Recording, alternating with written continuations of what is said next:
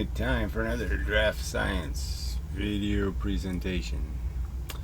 Probably should move the camera over here a little bit. Anyway, so we'll do some comments and restate things until they can be understood. And that's, I guess, our obligation here. So, Jerry, we'll just call him Jerry, writes, I know you believe in the moon landing, so you don't think that's really irritating thing to say. So what should I say to you? I know you believe in silly space. It's all a little bendy, isn't it? It's so cute. You believe in entanglement. Oh, yeah. The little tiny particles have ESP. Oh, it's such a cute little theory you have. Whatever. Yeah, we can do that all day. Look, there's a simple premise here, fella. Simple premise. Okay? I'll draw it and then redraw it and then draw it again, and we'll just try to establish something as a truth. Maybe I should turn the other light on. Maybe I should. Oh, I have to reach it though. Oh, reach it. Probably hurt myself and it'd be your fault. Well, somebody's fault. We'll blame someone. All right. So we have this simple argument, all right, about reality. Is that you have these, three objects, and I'm going to transfer energy between the three objects. Let's just say these two are the same size, even though I didn't draw them that way. Okay. And this one's twice. So this has twice the mass, okay? And it's going to have 1/2 the velocity. And it's just going to be the other way here. 1x mass, and it's going to have 1 velocity. This has a 1/2 velocity. And the same thing here, 1 velocity, 1 mass. Okay, so this is going faster, so it has a longer vector, you could say, of velocity. This has a shorter vector of velocity. This has a longer vector of velocity. Okay, and the mass would be the inverse. Okay, this has the short mass vector and this one has the longer mass velocity, and that's the simple truth. That's how the factual world works. Okay, I'm asserting there's no way this is wrong. Okay, you take something light, you bang it into something heavy, it moves slower, and then you bang it into something light again, and this and this, okay, are dead equal. Now, their mass, okay, this silly, idiotic, moronic formula that I've shown you was invented in a silly way, okay, it wasn't done in some really great scientific way, it was really just politics, okay, and that's all it was, a kind of politics, a kind of popularity thing. They had the argument by insulting each other and saying, oh, it's your lead balls, it's your blah, blah, blah, blah. But it really wasn't a good environment for having the argument, because all these details weren't put on a table somewhere and there was a trial in some court. Okay, they didn't have a trial in some court and go, well, look, this is the experiment Newton's did. These are the experiments this guy did. These are the experiments this guy did. Because we know, that this is the way it really turns out. If we take a really a good test instrument like gravity, okay, we use gravity like pendulums, this works. We use pool balls, this works. We use, that this is all equal, that there's nothing extra, in here. So their theory, this formula says this has twice as much energy. This has 1/2 the energy, and this has twice as much energy again. That's what this formula says. Now, we can't get this energy from anything. We can't get this 2x energy to show up anywhere, right? But it just magically is supposed to exist. So we have the 2x energy. When we convert it into some other thing moving, the 2x energy is gone, okay? We've now lost the joules of energy. There's less watts, less horsepower. So I have a certain amount of horsepower. I hit something. I have 1/2 as much horsepower. And then I wait 4 or 5 days or whatever, and I hit something else, and all of a sudden I have twice the horsepower again. All of a sudden it's magically back. That's what this says. And it's stupid. Okay, it doesn't work.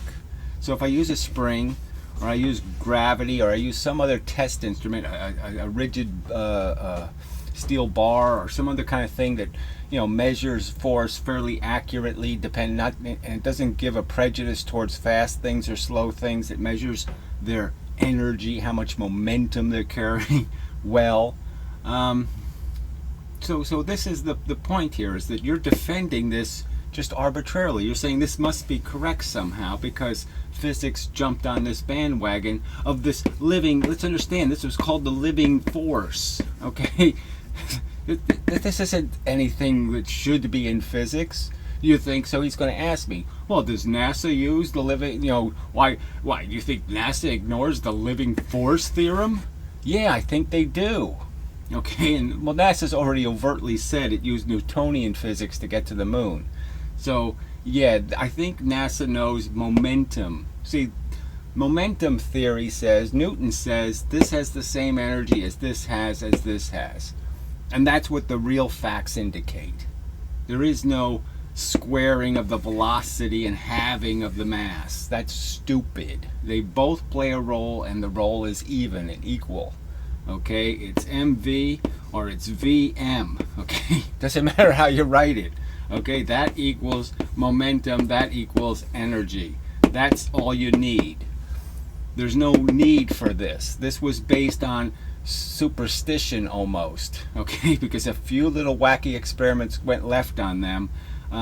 That's why this exists, and it doesn't exist for a really great reason, okay? And again, it was something, they called it this weird thing because it was weird right from the start. They called it a living force because they couldn't say, oh, it's energy, it's like this other stuff, it's like momentum.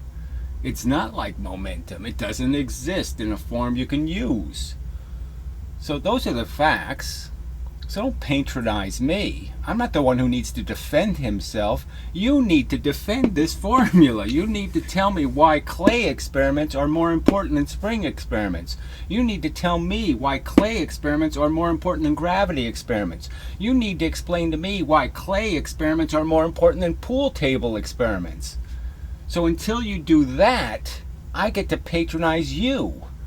Until you show me where this is well evidenced, besides propagandist, besides some person wearing a wig 200 years ago said so, besides that, show me where this is well evidenced. Show me the experiment where it makes sense. I've shown you 2 videos now where silly scientists, silly physicists, physics girl and some other douchebag gave you irrational experiments, you know, where they said the momentum vector is minus. You know, where they put a minus sign in front of momentum. How do you put a minus sign in front of momentum and be rational? Why don't you explain that to me? How can you have negative momentum? I mean, too stupid. That's like saying negative energy, isn't it? Do you really think there's something called a negative energy that you can somehow just negate it by hitting it with a positive energy and it's all gone? Do you think it works that way? Do you think momentum just eats the other momentum and it goes away? So, you know, go ahead, play your games. I can't stop you people from being these silly game players. But I can defend myself, and I will. Where the hell did the video go? I reduced you. The little thing ain't working? What the hell? Is it back here? No, it's gone. Oh. Don't be stupid, computer, please. I don't really have time for you to be stupid. Alright, let's see. Strategy. I have to apply a strategy to this. Let's see if it'll resize. Come on, you can do it. No, oh, come on. Oh, I gotta hit the other button. That's the one. I'm hitting the wrong button. Okay. It's not its fault, it's my fault. Yeah, I got it. I have to hit the middle one. Idiot. Alright. Sometimes I am wrong. But not recently. In any big way. Alright, so now we have to go back to this stupid Jerry comment. Alright. If the formula mv2 squared divided by 2 is incorrect, I wonder how they calculate the amount of fuel needed to land on the moon. They calculate based on what they understand is how much momentum they can get out of the fuel. So they don't calculate how much fuel they have. They calculate how much space it takes up, and they know how much energy they can get out of that much space. So by volume, how much momentum it will create.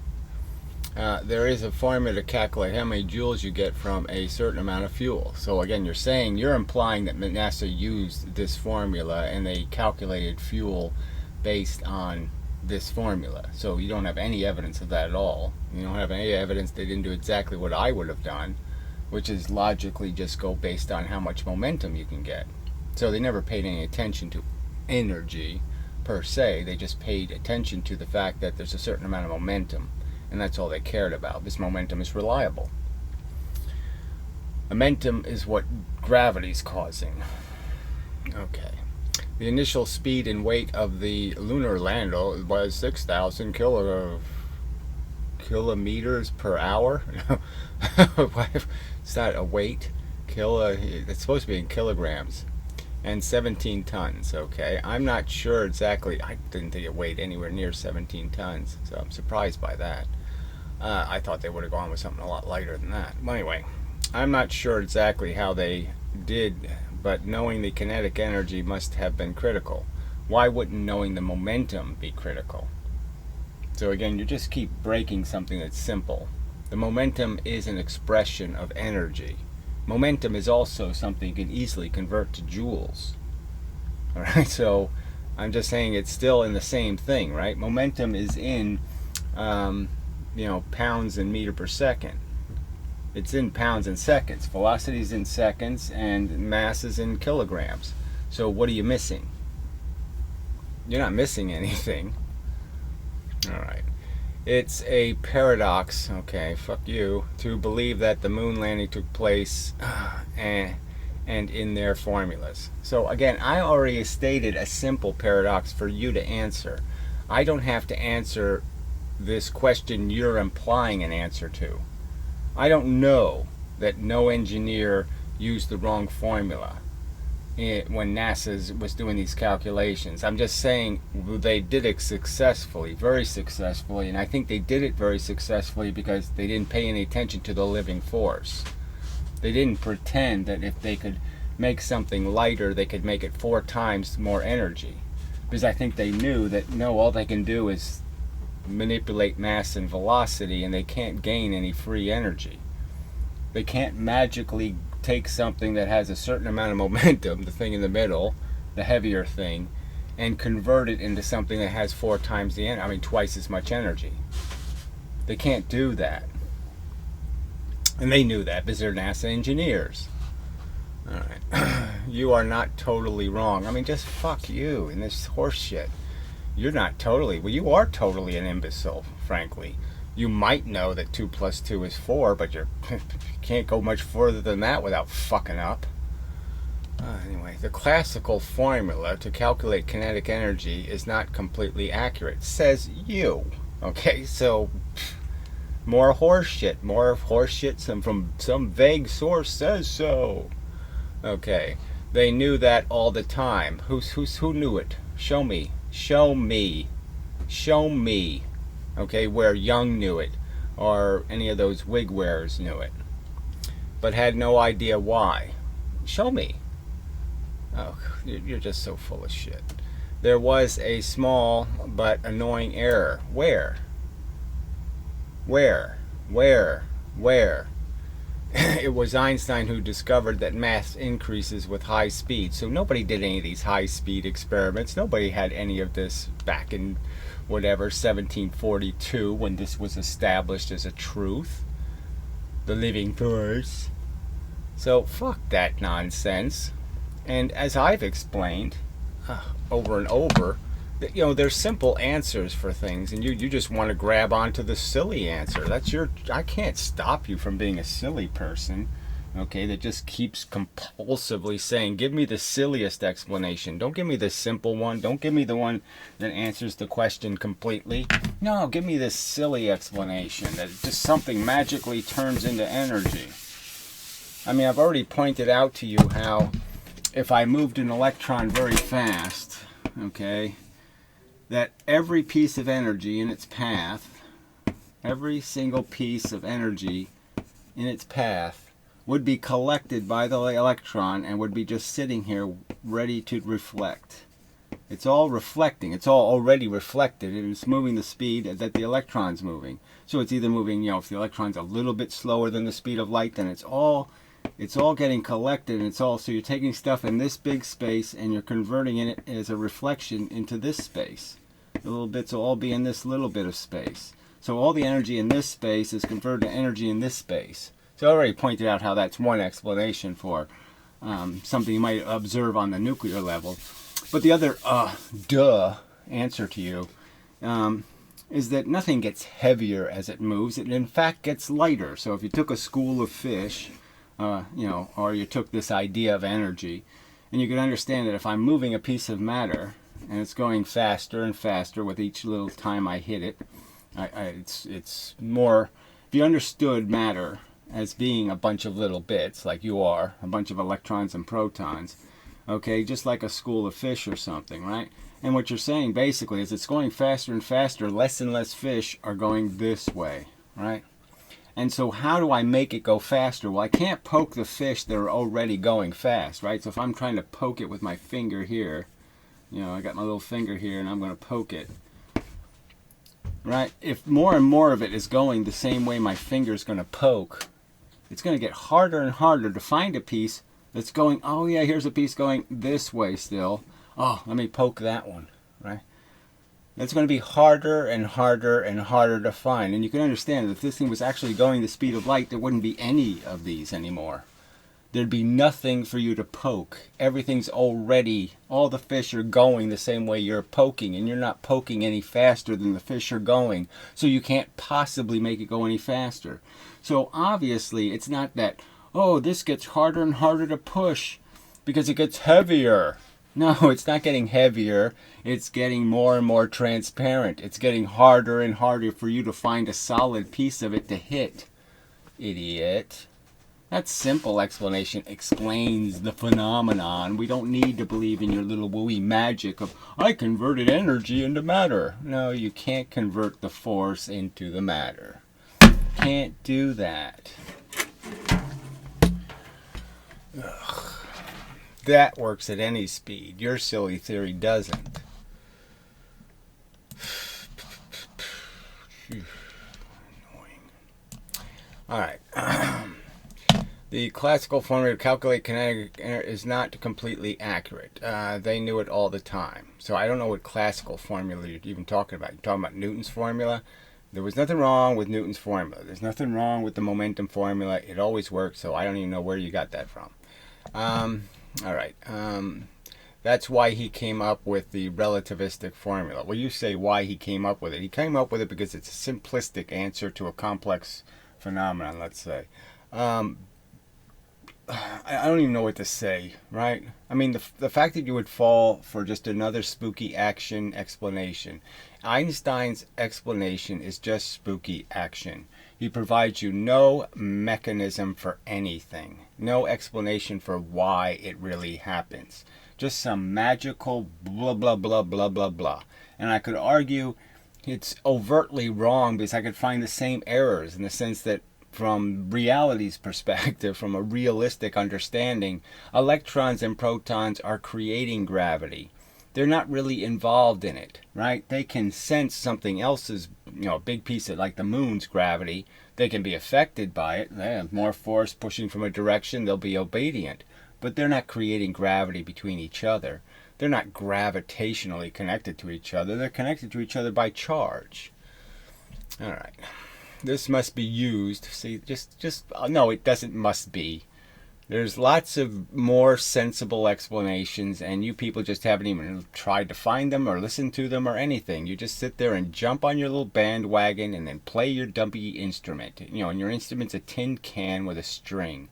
You're not even close to having anything called enough integrity to tell other people what music is.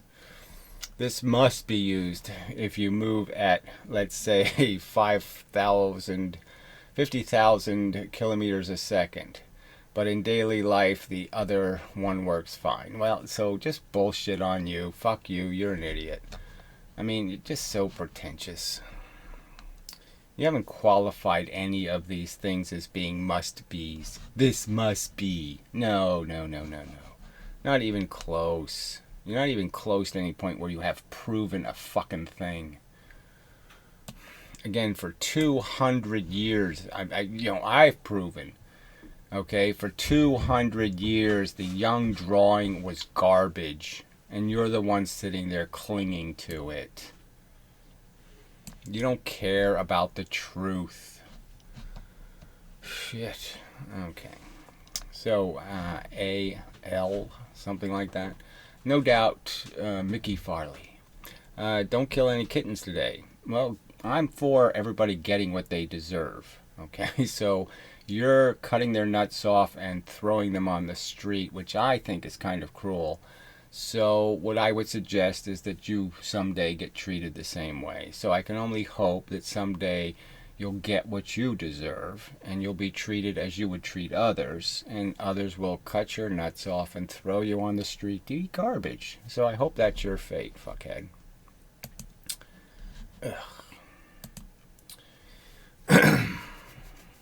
Somebody told me you don't believe in the law of gravity. Well, I didn't know it was a law. Ooh, how special. I thought it was an occurrence, an event. Okay, and you come up with an explanation for why the event happens. You have a rubbish explanation, which is magical magic. Yeah. Magical magic. And nothing is telling the something where to move. The electron is just sitting there minding its own business, and nothing at all is bent and tells it has to take a crooked road for some reason. Yeah, oh, great explanation, thanks. Anyway, you're flucked man. I don't even know what that means, but we're done with you, of course. So, bye. Fuck you. Really, you tremendously meaningful arguments you're making. I mean, you're really defending the cause so well. I mean, you're showing me to be such an asshole, aren't you? Oh, wait a minute. No, you're not. Yeah, you're failing dismally. To make anything called a reasoned argument that might persuade a decent human being. So apparently all he's really interested in is persuading the indecent ones. Yeah, I'm sure. You're wrong, you're wrong, you're wrong. Well, that's pretty much useless. I guess that's some sort of joke. Ha ha ha. As I mentioned, that's all you can do as arguments, and apparently it is all you can do. I mean, this isn't a little bit unimportant, right? I mean, this whole idea that, oh, let's have a conversation about the fact that you all have a physics theory that you think is, from God, that can't be. Oh, none of this can be wrong. And it's wrong. And you just don't care. Isn't that just kind of funny? You're just proving my point, right? Is that the intellectuals are just wasting their existence here on Earth. You're just as frivolous and as dumbass as the idiocracy. You're all just in the little parade, and you got your little big weird number one finger on. I mean, you're as Homer Simpson as they are. Ugh, gross. All right, Antonio, no, that's forget it. All right, the light goes farther. I just, people got to be a little bit, you have to do a little work on your own, and in all these conversations, sometimes somebody's going to say something, they're just going to say it wrong. Okay, it happens to Susskind, happens to everybody. They say proton when they meant electron, they say photon when they meant electron, some other kind of thing happens. You just can't key on little tiny phrases. It's, you have to be a little smarter than that. But anyway, the point is the light thing goes farther. You think I'm going to get any context from that? But of course, the higher velocity, if you have higher velocity, you'll go further in the same amount of time. So yes, the heavy thing doesn't go as far, but it has just as much energy because it's a heavy thing. It's moving more matter.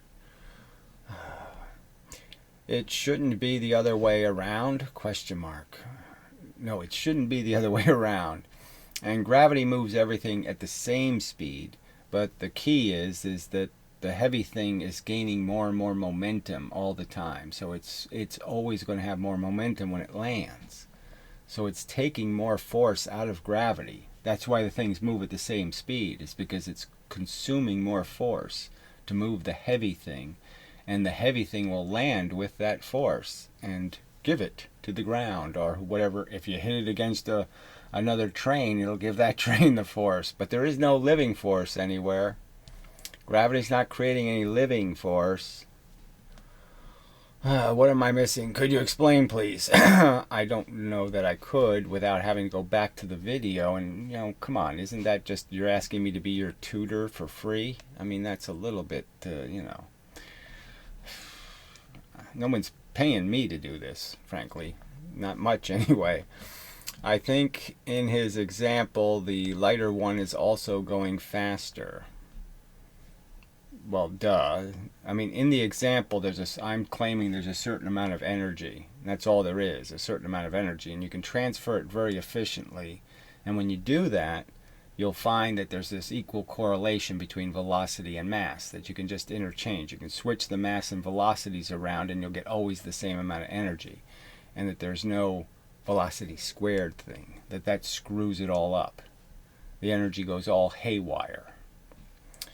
Then again, he seems to think it is cheating gravity when they will both fall at the same rate. Well, that I never said, so I don't even know what the fuck you're talking about.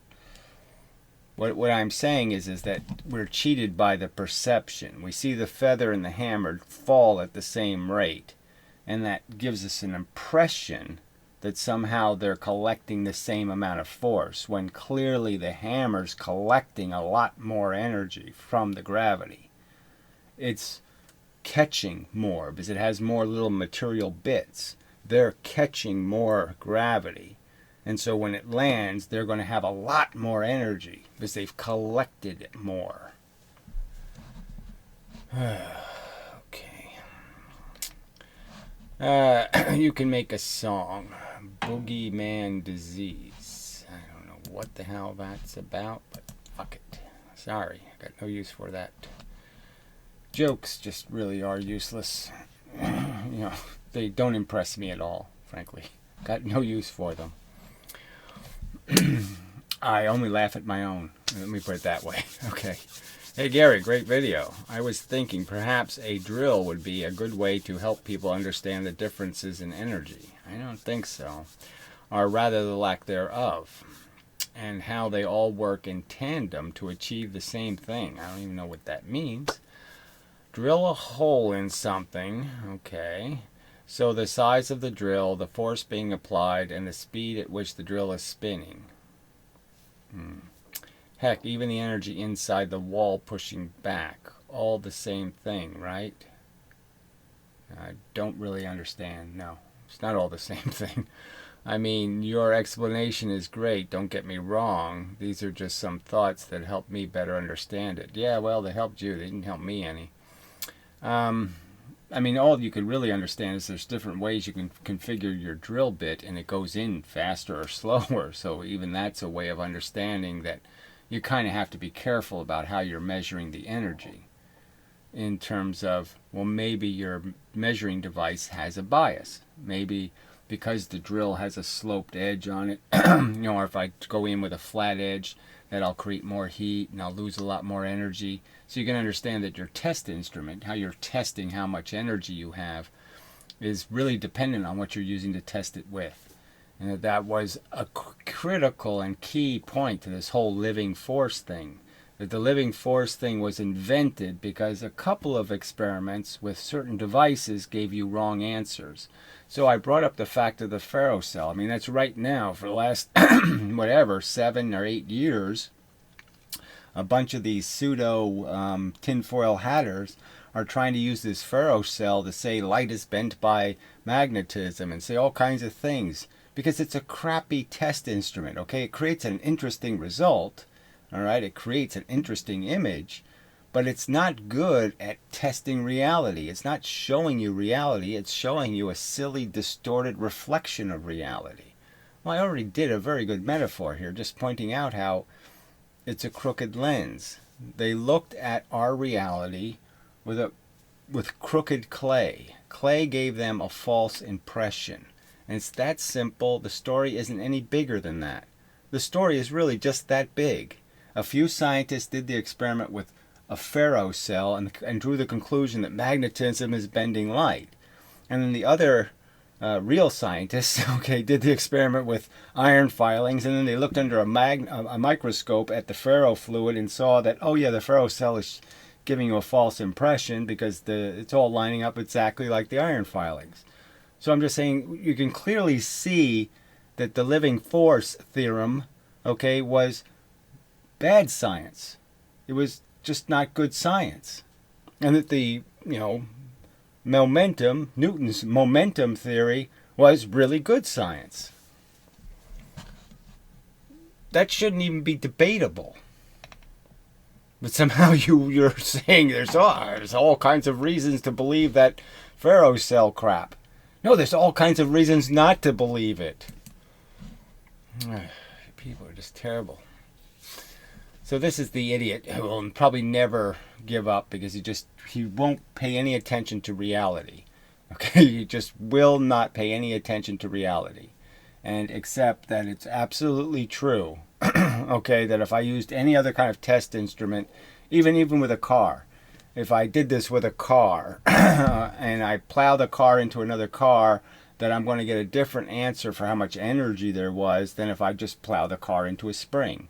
And the fact is, if I use a spring, something that can, tell me how much energy, momentum the car has, I won't have 4 times more momentum. And I certainly won't have 4 times more energy. And it's only because I'm using a silly braking system, one that I don't allow it to compensate for the fact that I've increased velocity, which has degraded the function of the tires and degraded the function of the brakes. Anyway, the minus sign of momentum shows the direction. So again, this is just more nonsense. You cannot put a minus sign in front of momentum because you can never destroy momentum. Momentum has to always go somewhere. There's no way to cancel momentum out, is the simple argument, because it is in fact energy, and energy doesn't cancel. That's the fact. It never cancels. It goes left, it goes right, but it goes somewhere. And you're the one pretending there's some other truth here, and there is no other truth here. You must show where the momentum went. If you're going to take it away, if you're going to create it or destroy it, you have to explain where it went or where it came from. It can't be poofed into existence, and it can't be poofed out of existence. All right. Show direction because momentum as the velocity is vectors and they have direction, but the kinetic energy is not a vector. Well, you can just pretend it's not, but of course it is. It's overtly a vector. The trains overtly have a direction, and their direction is going to be incredibly important to how they interact, just like the pool balls have definite vectors. It would be just retarded of you to complain, oh no, we're using the word kinetic energy, which means the energy could be in any direction. Of course it can't be. There's no experiment if it isn't in a specific direction. So just lie some more, frankly. I mean, this is just such rubbish. Okay. And the speed is squared, so it can't be negative, idiot. A quantity can be squared. It doesn't matter whether your quantity is left or right or up or down. Oh, you're just pathetic. The kinetic energy has direction. You just put that in big quotes for some reason. Really, you said that. Yes, all energy, that is in movement, in the form of movement, has direction. There's no other way to have it. The energy is an imbalance that something has. And it has to have a direction. If it didn't have a direction, you couldn't measure the imbalance. There has to be more stuff going this way. And if there's more stuff going this way, and that's going to equal more stuff going this way, the net product of it. That vector is undeniable.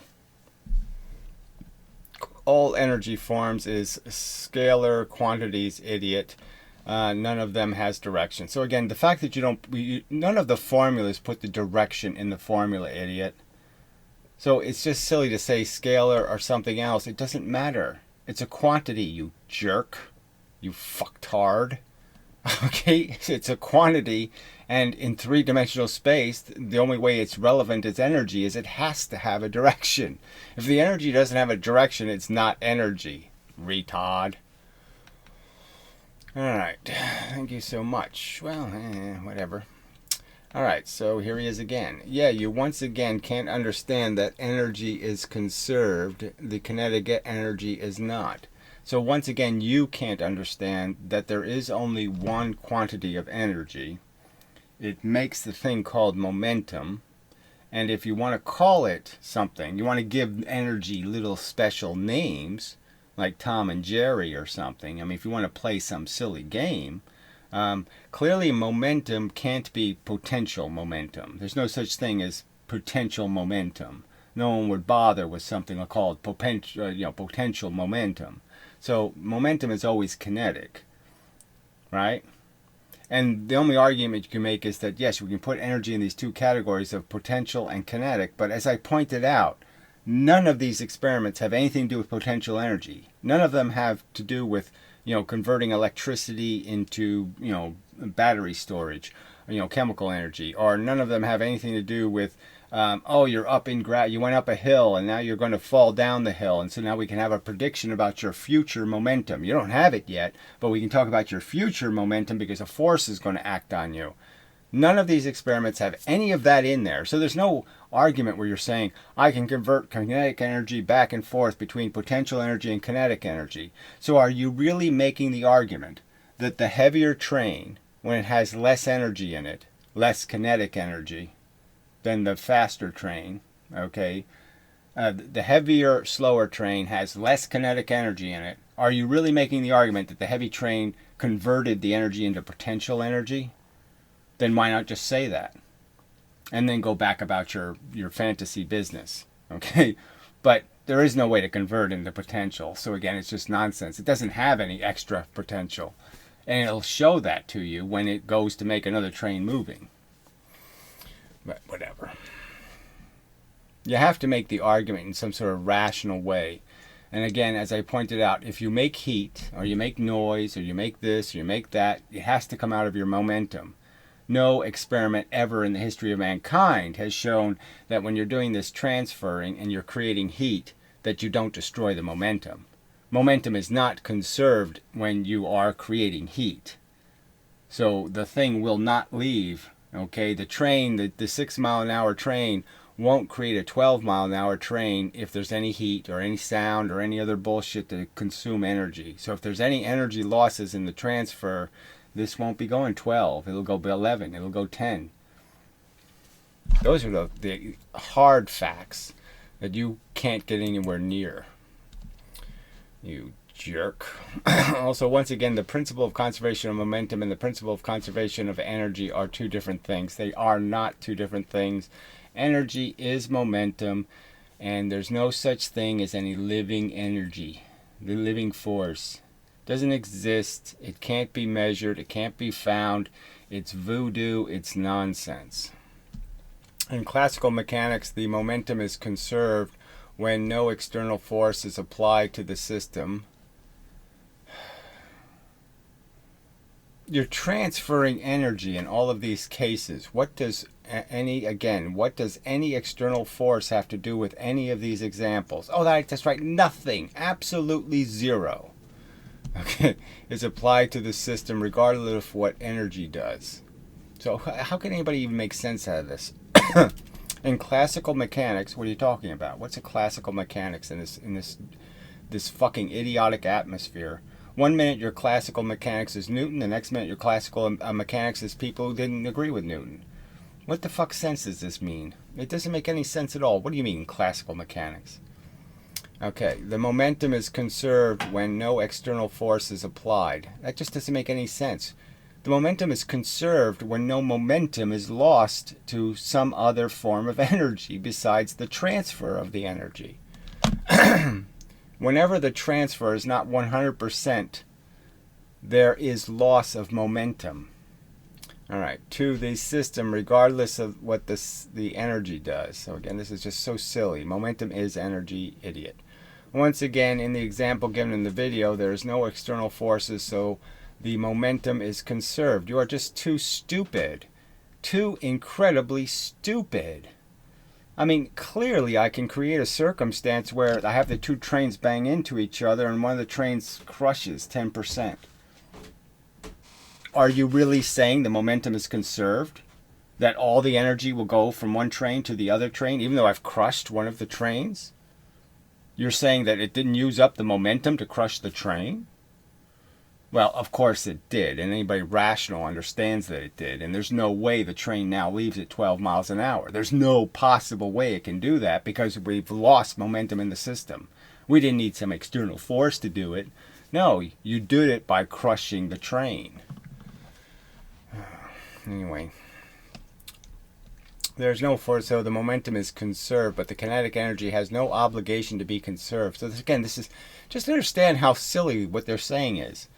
I can have a thing called energy and I don't have to conserve it. I mean, it's anti-physics at its very core. I can't believe I even have to have this argument. That there isn't a whole chorus behind me saying, wait a minute, don't say that, that's silly. You have to conserve the energy. You have to explain where it went. Okay, it can be converted to another form of energy. Well, show me the conversion. Again, there's no crushed trains here. They didn't xylophone. There's the whole point of the argument in Physics Girl's argument. She conserved the momentum. How could you conserve the momentum? How can the momentum go from one train to another train to another train to another train to another train to another train, okay, with the same amount of momentum? And then you said, oh yeah, there was a bunch of crushing forces.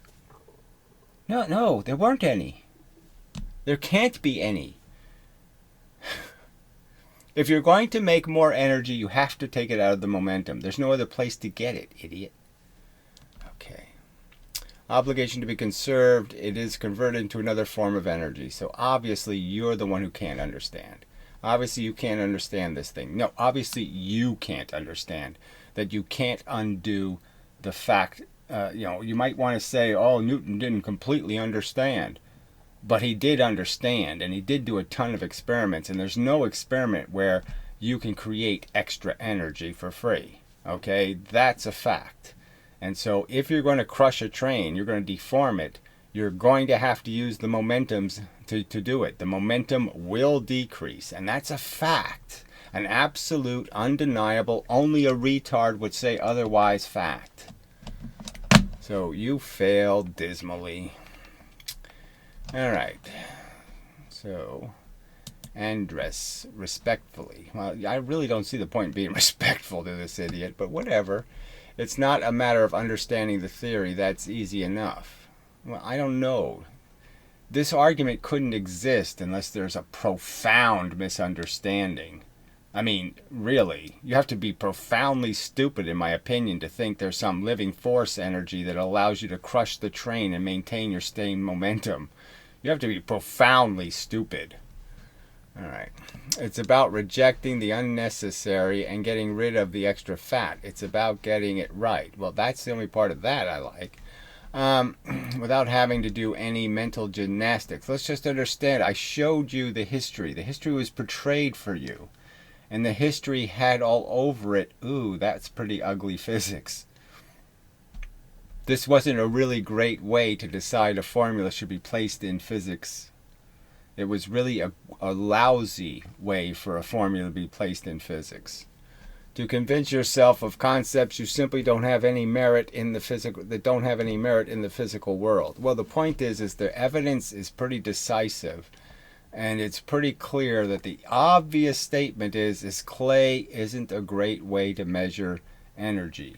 And neither are brake pads of a fixed size or wheelbases of a fixed size. Those aren't great ways to measure how much energy something has. Okay, you say there's energy then, and that there is a separate kinetic energy.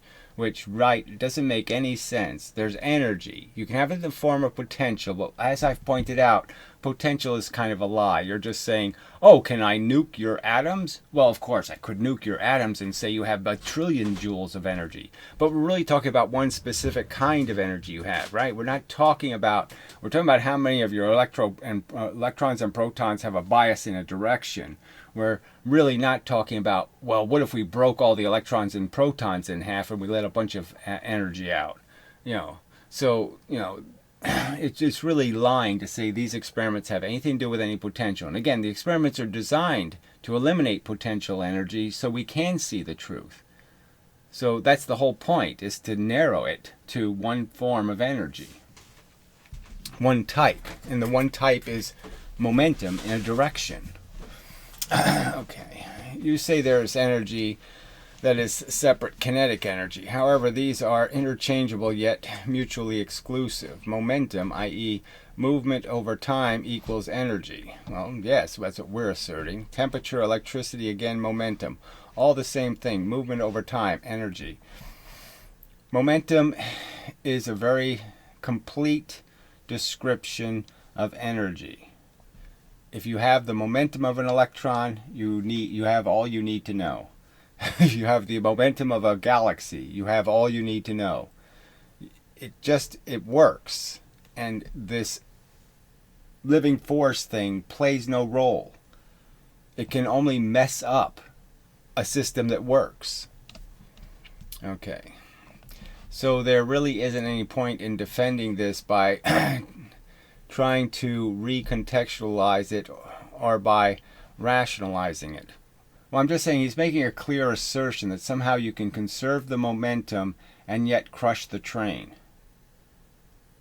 Right? That I can break pieces off of the cue ball. I can hit a cue ball into another pool ball and I can have pieces of it fly off in all kinds of directions and the other ball will leave at the same speed. I didn't have to use any of the cue ball's momentum to smash pieces off. That's his assertion, and it's retarded. Okay.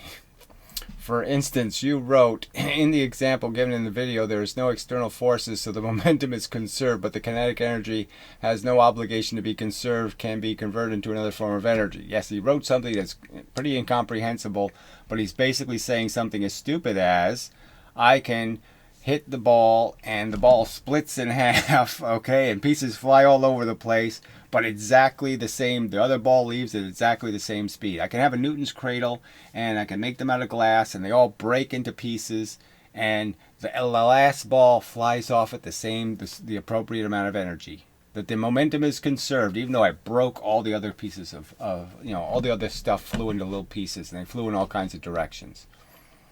It's a ludicrously stupid thing to argue.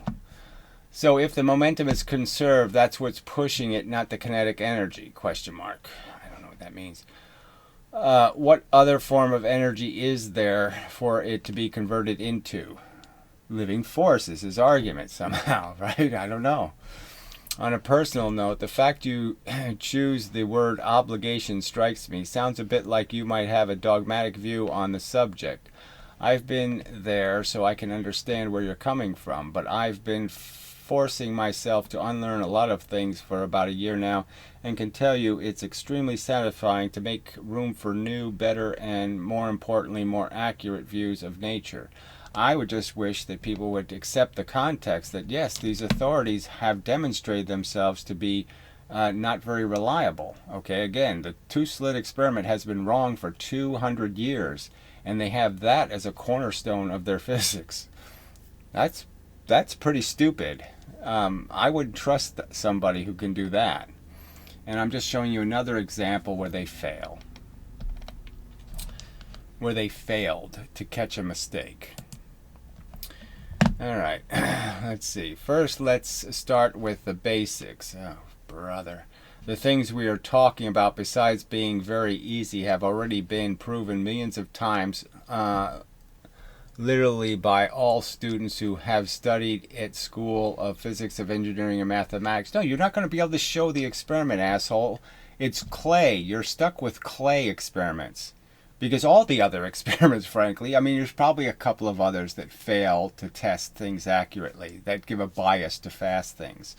But you fail when we use springs. You fail when we use gravity. So all these experiments are over as soon as we apply, like we made 2 hills for the trains to roll up so we could tell how much energy they have.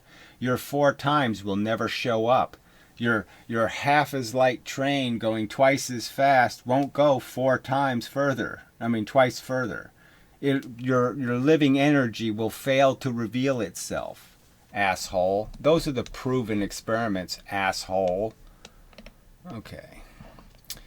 Let's see. Engineering mathematics anywhere in the world has experimented on them and has... So go ahead, link to the video, and I'll go make a hilarious laugh out of it. Okay, so show me the video that's proving this formula. I've already played the physics girl video that was ludicrously funny, right? Where she says, look, the momentum is conserved and the energy nicely transferred. Oh no, we lost half the energy and there was a whole bunch of deformation and sounds and noise and sparks and all kinds of shit was flying off, and the passengers flew out of the trains and there was all kinds of disasters because we lost half the energy. Half the energy was converted into bumping and noise and rattling and crap was going on everywhere. I mean, it was fucking preposterously stupid. Okay. Let's see. Experimented with it and seen the relationship I am referring to as valid. So I'm just saying, obviously, the truth is you can't find the experiment. You won't find the experiment. It doesn't exist. Okay? Newton was right. The silly clay people were wrong. It's just that simple. There's no valid, good, rational experiment you can do to measure energy where you'll find that this formula gets the right answer. It's incorrect.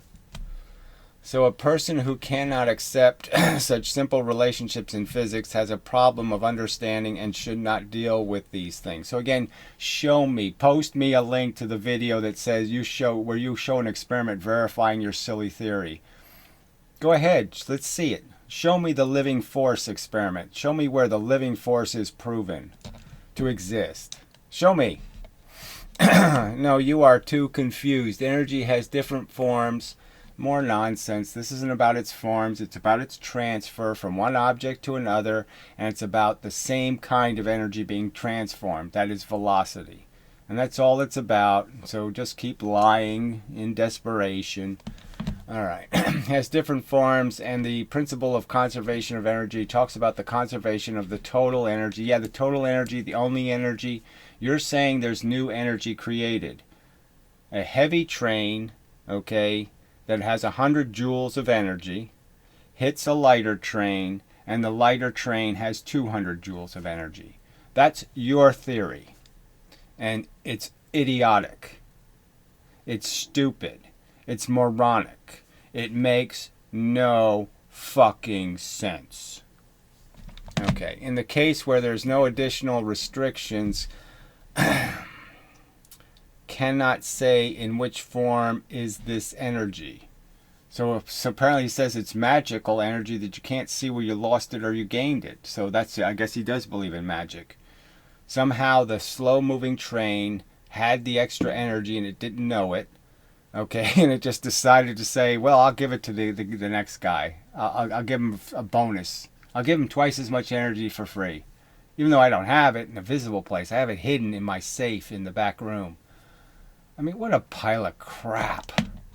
If it is in kinetic potential, so here he's calling it potential again. No potential energy in the experiments at all. So it's just a lie, just horseshit, just nonsense. Thermal, chemical, electrical. See, he's saying there's a whole bunch of energy. I'm not talking about the energy lost now. I'm talking about where you got the free energy from. Let's not talk about the 12-mile-an-hour train hitting the 6-mile-an-hour train, hitting the heavy train and losing a big pile of energy. Now let's take the 6-mile-an-hour heavy train and smash it into the light train, and you'll have to explain where the energy came from. So we have this simple explanation. He's saying the 6-mile-an-hour, twice as heavy train transfers its energy to a half as much weight train, and it will now go 12 miles an hour. By his theory, the one going 12 miles an hour now has twice as much energy. How did the slow train give the fast train twice as much energy? Where did that come from? That's the challenge to you, shithead. All right. let's see. Also, not all forms of energy have to do with motion. All of the ones in these experiments have to do with motion. So again, it's the only part of the equation being discussed. We're not talking about voodoo bags. We're not talking about a magical, what, he has a bent pancreas somewhere that he shoves extra energy in, or he has entangled ball sacks that he stores extra energy in. Fuck this shit. Something that, of course, you could understand if you had seen what are the forms of energy that exist in physics. So this guy's just talking out of his ass. So again, show the experiment that proves the existence of the living force. Show me the 6-mile-an-hour train that weighs 2 tons causing the other train to have twice as much energy. Also, the word you use, movement, does not have a clear definition. I mean, this is just amazing. We're all asserting. I'm asserting there's 3 dimensions, and you move consistent direction to distances in those 3 dimensions, and that's all there is. There is nothing else. The only word that exists is motion, and which talks about the change of position in the unit of time, which means that what you define as energy is not energy. So I don't even know what he's implying there. So I guess he thinks space is squishy. And what really happened is the extra energy, the universe contracted, and that's why the train has more energy. It's because the universe contracted. Again, all forms of energy are measured in joules, or watts, or horsepower, or lots of other things. It does not matter what the form is. Some more horseshit. If it is energy in joules, if it is energy is joules, yeah, and my argument would be is it's always momentum. The little bits give the big bits their momentum. Okay, if a school of fish has momentum in a direction, it's because the fish have momentum in a direction. Dummy. Okay.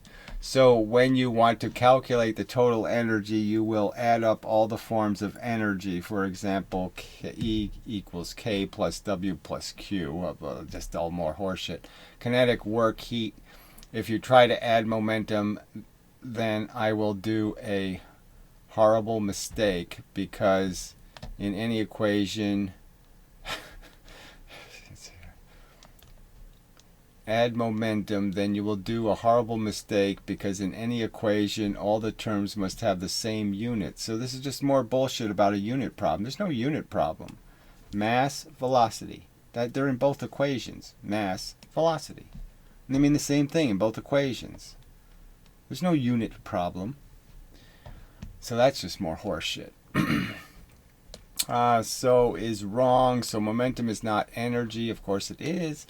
As force, velocity, stress, displacement are also not energy. So again, none of those things were in the experiment. None of those things. You can't have stress and displacement and any of that stuff if you have the same momentum. If you retain the same momentum, it means you have a perfect exchange of the energy. Nothing could be disformed. Nothing could be displaced. Nothing could be heated. So you're just lying to yourself to think it's the truth is anything other. That all the predominance of the evidence indicates that that's the absolute truth. If there is any leakage, then it has to come out of your momentum. Okay, displacements are also not energies, but some forms of energy depending from these quantities. I don't know what that means. So this, you say there is energy and that there is a separate kinetic energy. You say that. However, these are interchangeable yet mutually exclusive. Oh, I don't know. Momentum, here, this is interesting. He's going to define something, i.e. movement over time. No, mass times velocity. yeah, it's a mass moving over time. Okay, equals energy. Yes, that's true. Temperature, electricity, again, momentum. Yes, they're all momentum. Yes, that's right. All the same thing. Yes, electrons moving through a wire is momentum moving through the wire. Newsflash. It's really what's happening. Movement over time, energy is wrong. So he didn't even say it. I don't even know what that babble was. He's just drunk or something. So what I said before, I will say again now, is that the principle of conservation of energy says that the total energy in a closed system must be kept constant. Yes, that's exactly the argument we're making, asshole. But this does not mean that the kinetic energy, whatever that is again, so just more horseshit, that the kinetic and potential don't have to be conserved. So there again, and deformation energy. There's no deformation in the experiment. You can't have the same momentum. I'll say it again. You cannot possibly conserve momentum and have deformation. It's not possible. All right. Here you make a tragic mistake. No, you're the one who's tragically mistaken, which shows that you are really have no idea what you're talking about. No, that's what you're proving, and you're rambling and babbling on, saying the same things over and over again. Okay, have no idea what you're talking about. Kinetic energy pushes nothing, so amazing. Kinetic energy is energy that a body has due to its motion, so that makes absolutely no sense. Clearly, its motion, its atoms will push other atoms when they're forced to, when they're forced into proximity with each other. All right, the deformation. So here it does it again. On the other hand, is the energy that the body has due to its deformation. Due to its deformation. How does that even make any sense? The deformation energy it has. The deformation energy, on the other hand, is the energy that the body has due to its deformation. That doesn't make any sense. Well, so of course it doesn't make any sense. What was I expecting? Regardless of whether it moves or not. It's just amazing. I mean, amazing rubbish. Also, something you're doing wrong is that you do not need anything to push it to maintain its momentum. Well, who's making that argument, retard? Oh, that's right, absolutely no one. In fact, the exact opposite when nothing pushes or pulls it. Well, you think nothing is happening. I obviously think something is happening. It moves for a reason. That means no force is exerted on them. The school of fish moves because the fish are moving. So if you don't get that part, you're pretty stupid.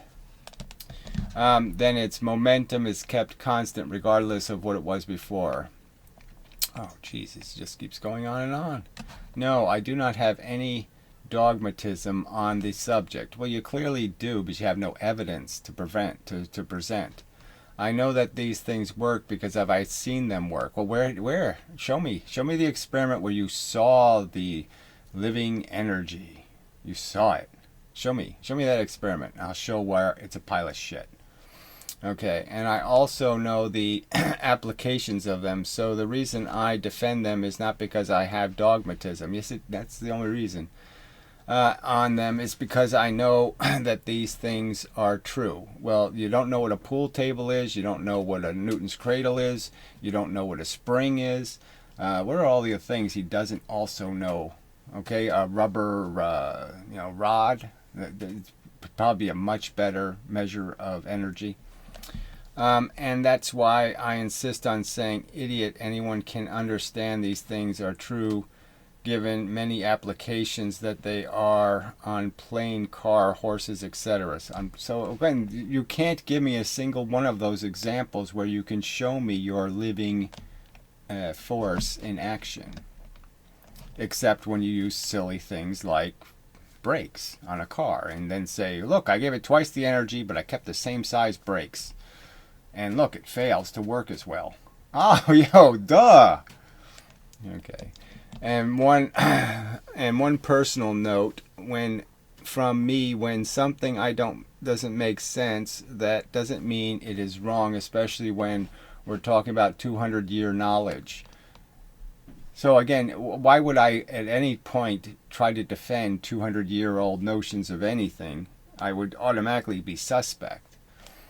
It is simply that you can't understand it, so before you try to unlearn things, first try to learn them right. Oh yes, first try to learn how special Jesus is, and then you'll get it. You know, the Holy Ghost, yeah, that's complicated, but Jesus is really easy to love. Jesus. A little bit hard to love the Holy Ghost.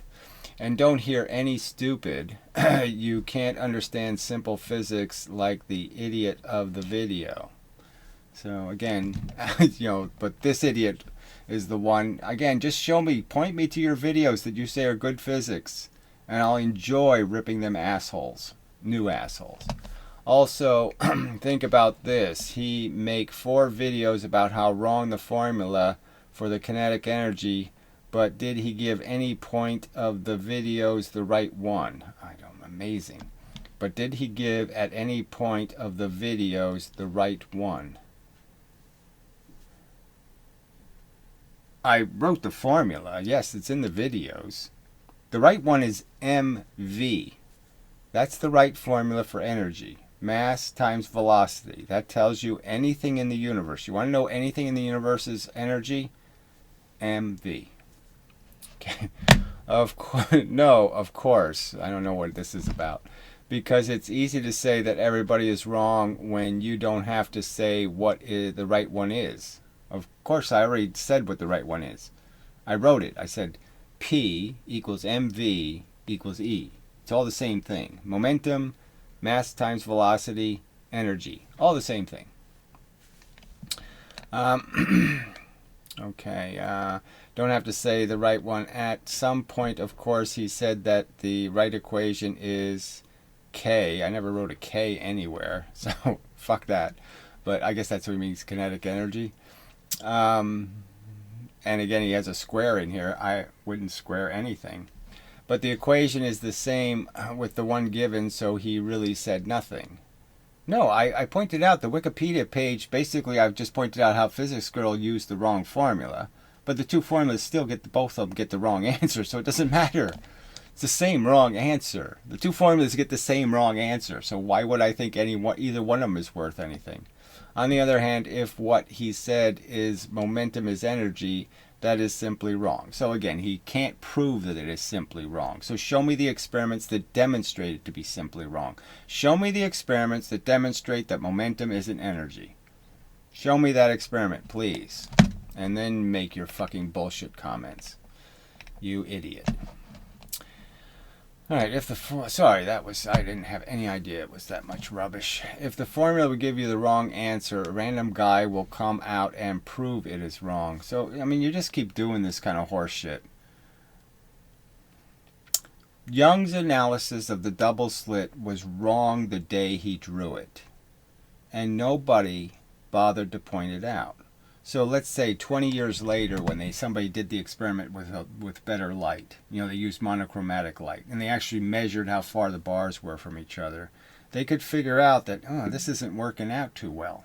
And if I make the openings wider and wider, the bars get smaller and smaller, and his wave theory breaks down altogether. It doesn't work at all. I don't get the right size bars, and I don't get them in the right place at all.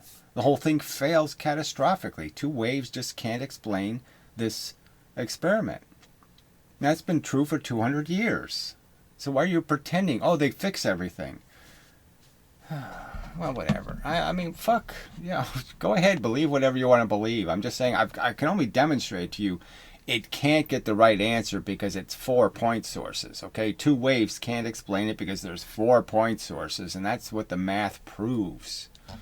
The 4 source math always works. The 2 source math always, except in 2 extreme cases, fails. Alright. Will change themselves, of course, I guess that is, OFC. But as you see, there is no change. So he's assuming that they caught all their mistakes and fixed them. They still didn't fix plus and minus. So why do you have this expectation that they fix anything? Anyway, I mean, frankly, it's just so stupid. This assumption. I mean, clearly I'm arguing that bent space is a silly answer to the question of what causes electrons to move towards other material bodies. There's an electron in space, between the moon and the Earth, and it's going to move based on how much gravity it senses from the 2 objects. You're saying it's sensing bent space, that it's sitting there in the space going, which way is it bent? That's a rational explanation for you, where I can't make any rational sense out of that at all. What the fuck? How is that physics? Anyway. If formula is really wrong and there is no change, then change will happen soon. Oh, you're a prognosticator. Huh. Formula was found at 1800s and there's no change for 200 years. I think we have enough tech to prove a high school formula is wrong or true. Yeah, I mean, that's really the whole point here, right? Is that clearly this is such an egregious error to still be playing with this magical living force theory. It's clearly wrong. It clearly has no place in physics, and yet it's still there. That's my whole argument, is that these drones are so manufactured, these physicists are just taught the Bible. They never even think about whether these stories make any. Jonah got swallowed by a whale. A whale has a throat this big. I mean, they never even thought about any of it. They just ate it up, okay? And then they just gurgitate it over the next generation. They just puke the same crap right on top of them. Anyway, great video, Gary. Thank you. So, what is your opinion on gravitricity? Oh, please. It's the same principle as the hydroelectric energy production. Oh, is it? They are lifting weights in the mine shafts with excess wind. Yeah, you can use gravity as a way of storing energy. So they've been doing this for, with reservoirs, for a long. I mean, the Hoover Dam pumps energy, back into the Hoover Dam. That's been going on for a long time. It's just that it's kind of wasteful. You can sort of figure out that, say, if you're only getting 10% efficiency out of your pumping, you're pumping it twice essentially, on the manufacturer, and then they're pumping it up. Losing 20% is kind of a lot of energy to throw away. But clearly, if it's got nowhere else for the energy to go, if you're just going to piss it away like a solar panel's producing it during the day, clearly that you should restore. Like a dam, you can just turn off the turbines. If you got too much energy, you just turn them down a notch. You use less water, so you don't have to worry about it as much. But yeah, solar energy does mean that, you got a whole bunch of energy in the middle of the day and you don't get too much at night. So you need to spread it over a larger area. So you need to create a battery, and gravity's a really good battery. But again, its efficiency isn't that great. You're talking about 80%, right? So you're losing 20% of the energy. That's all. It's just that it's a little bit expensive as a battery goes. It's not very efficient. Releasing the weight to generate electric power when needed. Yes, okay. This is kind of a no-brainer subject. You could sleep paved road. Yeah, of course. Again, yes, this is all possible. We can store energy, but there's, like I said, if we could store lightning, let's say with 80% efficiency, we'd grab it. If we could store lightning with 40% efficiency, we'd grab it. Okay, but these storage methods aren't very good compared to some other storage methods. So I'm just saying that it's, you don't want to throw away the energy, so you want to try to store it in the most efficient way possible. Okay. Just a way to mechanically store energy. I thought the same thing. Another design is to have huge weights lift with hydraulics. Like I said, they do this with water pressure for, they pump water into a water tower, and then the water tower produces the water pressure. So you have a whole reservoir of water pressure. So just in case your generator turns off or this happens or that happens, the tower will compensate and provide the water pressure necessary, blah, blah, blah, blah, blah. Can you critique the derivation of kinetic energy? I think I already did that. It is derived from the work needed to accelerate a body, which you seem to agree with. Yeah, I agree with this simple definition, so I did post. Mass times velocity equals energy. Mass times velocity, if you're moving it, equals force. And mass times velocity, if you're counting it and you're punching your time card, is work. Okay, work is energy. If you're making energy, you're working. Okay. Do you agree with potential energy being E equals mgh? So again, we're playing with an external force, adding gravity to an equation. So of course, gravity creates energy. Okay, depending on how much mass it's pushing, it's going to create more and more momentum, which is an expression of the energy it has collected from the force. For a constant gravitational field, if so, your equation completely disagrees with experiment. So, well, I already answered this guy. So, the energy in the external environment is not your energy until it acts on your matter. So, conversations about potential energy really are just silly, because it's really either about chemistry, something, little chemicals inside of you that have nothing to do with your total energy, nothing to do with how you interact with the world. And gravity, and force like gravity, you don't have the potential energy until gravity acts on you, and then it's kinetic. So you never have the potential. And gives it, the matter mass, the energy. Momentum is the energy movement you have, not the movement you will have. You don't have momentum until gravity works on you. So it's just no point in you saying, I have that future momentum. You don't have it until you start falling.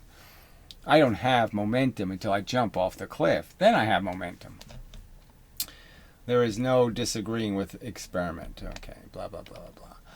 I think you're right. Energy cannot be lost. The collision must be observed to be elastic and non-elastic or partially elastic. I don't really know if I want to quote from books. Let's see. This is from the book, whatever the book is. The collision can be perfectly elastic, perfectly inelastic, and perfectly and partially elastic. I don't even know if there's such a thing as a perfectly inelastic. That would almost imply that you could hit something and deform so perfectly that it wouldn't even move in empty space. Like I could shoot a bullet at something, and it's in empty space, so there's no pressure against its movement, and that somehow it would so inelastically absorb the energy that it wouldn't even move at all. I don't even think there's any such thing as a perfectly inelastic, but I mean perfectly elastic. Perfectly inelastic. If the collision is perfectly elastic, the body returns to the original shape after the collision. Well, anyway, so we really don't need all this. We've already done it. We've already turned it into trains, and we already have the trains moving on tracks, and we don't need to worry about any of this crap because none of this crap can be relevant. All right, in a particular inelastic collision, no potential deformation energy is generated. But clearly they're saying it is, because they're saying the kinetic energy drops in half. So that's the ironic, funny, hilarious, idiotic part. But the bodies after the collision are glued together, move together as one body. So this moving together thing is just totally irrelevant. Did you transfer the energy or did you not? In such a collision, the energy is partially or completely converted into internal energy. Well, yeah, there's no point in this crap. Most microscopic collisions are partially elastic. I think there's just only one term to use, that yes, you can imagine perfectly elastic collisions where all the energy, like in a Newton's cradle, is perfectly transferred. And then in a Newton's cradle, it would go forever because it would be zero losses. But there is no such thing. And everything else is just a degree of that perfect transfer. So all I have to do is make the sides on the little balls crooked. All I have to do is change a few little factors and I make it less and less elastic. So it's just elastic and less elastic. There's nothing else. Let's see, I don't know if I'd bother with this because it's just the redundant guy over and over again. Okay, now I understand you have no idea what the principle of conservation of momentum. I know, I'm the one who's defending the principle of conservation.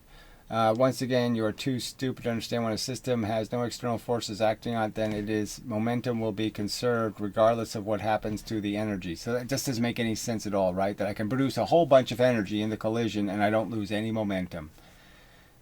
That's what he's overtly saying. It's just too silly for anybody to believe. Too silly. All right, well, we won't bother with this nonsense. We've already done a ton of it. Can you explain Newton's cradle for me? Well, there's nothing to really explain. I mean, it's gravity. So you're forcing things to move up instead of to move sideways by tying strings on them. And by doing that, you're basically ensuring that you can get your energy back. Because gravity is really efficient at putting energy in and taking energy out. So gravity makes really great transfers. I mean, you can transfer momentum this way into momentum this way and not lose any of it. That's why like ocean waves can keep going. It's because ocean waves basically are pushing up against gravity, and gravity pushes back down. And that's what's maintaining the energy in the system, is how perfectly gravity pushes back. So Newton's cradle creates a very nice system for conserving the transfer energy at least through half of the process. So you can make energy go this way, get it all back coming this way, all right? And then you have to transfer it through the balls. And the balls are just telling you this is how much mass you have when you hit. This is how much energy you have. And now you're capable of moving the same amount of mass out the other end at the same speed. Now, why it has a preference, why it doesn't make one ball shoot, like if I drop two balls fly off the other end. Now, why doesn't it just shoot one ball really fast? Now, that's a question I don't have the immediate answer for. There's probably some theory for it, but I don't know what it is, right? Why would it be two and then two? Why wouldn't one go off really fast? Probably has to do with the amount of tension, because it does have to push against gravity. And because it is pushing against gravity, it doesn't want to change the velocity. It just wants to separate the masses. So there's probably some kind of argument that as the energy moves through the cradle, it's got a preference to start moving the masses as soon as it has an equal pressure on both sides. As soon as the pressure on this side equals the pressure on this side, that's when it separates. So it's probably some kind of explanation like that. But this is too open a question. Explaining all of the physics. Well, I could tell you that when the steel ball hits, it's probably creating electricity, and it's electricity that's traveling through the other balls. It's not, some kind of magic force. It's actually some kind of electrical force. It's like electricity that's traveling through them. It's moving very fast through the steel balls to get to the one on the end and make it go. But it's real energy, it's real momentum, it's real stuff moving.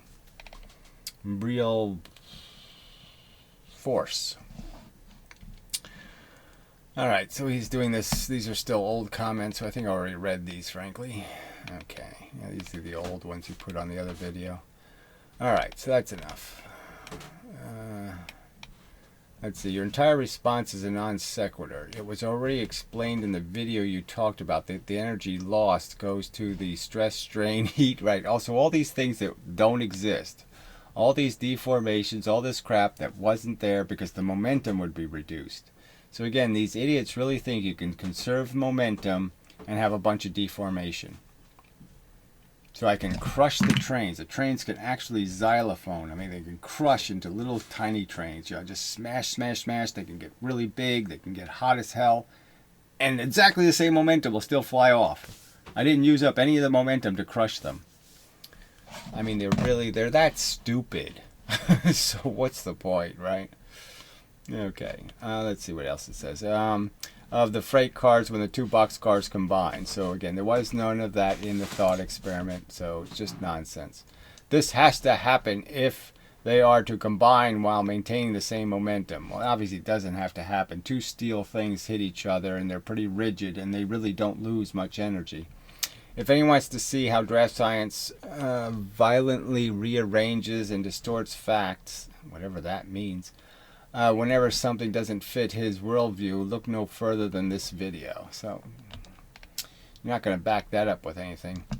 And yet you probably gave it a thumbs down after 3 seconds. Yeah, well, it doesn't really, I don't give a shit about any of that crap. But point is, his argument is really stupid. So it doesn't really matter. He's proving for me my argument. Because all I'm trying to do is reason with reasonable people. I'm not really talking to unreasonable ones. And I'm just waiting for reasonable people to say, yeah, you're right. I mean, these are bogus arguments. They're not demonstrating how this living force is a real force. And they really shouldn't be saying something has energy from magic land. And they certainly should understand that if there is any deformation, it has to come out of the momentum. I mean, that shouldn't even be a negotiable in any way argument. All right, enough. Sorry, long video. Very long video. So, till the next time and such.